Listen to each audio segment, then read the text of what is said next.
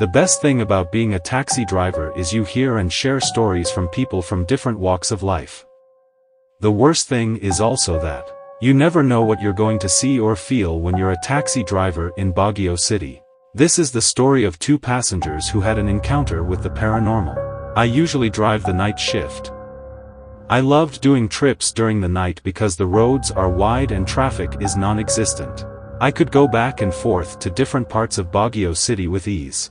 During the night, I cater to different passengers, call center agents, graveyard shift employees, and tourists. I was going up Session Road when two people boarded my taxi. They looked like a couple around their 20s. They asked to be taken to Brookside, which I assume is their accommodation.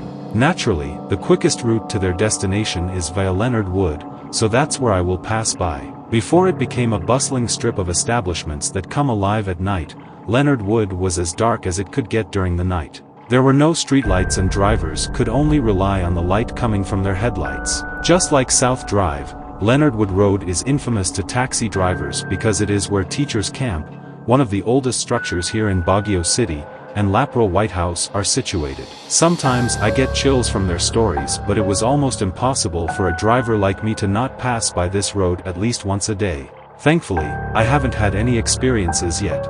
I might have spoken too soon, so I was faring Leonard Wood Road with the couple behind me. We just passed by Lapro and were driving along teachers' camp when I suddenly felt a strong gust of wind. Baguio does get cold, especially at night. Thank goodness I have my jacket ready.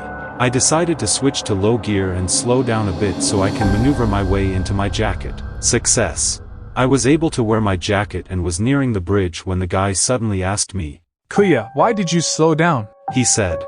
"Oh, I just had to wear my jacket because it suddenly got cold," I answered. "I thought you were going to give her a ride," while pointing his thumb over his shoulder. I asked him who he was referring to. He told me there was a lady in black hailing the cab, exactly on the sidewalk where I slowed down to put on my jacket. I told him there was nobody there because, as I have said earlier, Leonard Wood was an empty road during the night. Besides, I had passengers already. Why would I pick up another? We were silent for a whole second and the guy's partner started screaming hysterically. She started crying and screaming at the same time, like those you see in the movies where someone was running after you. Now, I didn't see the ghost, but because of the woman screaming, I also got scared.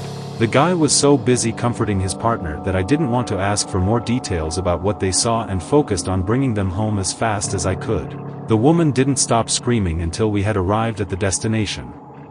The couple paid and went out of my cab in such a hurry that they forgot to get their change.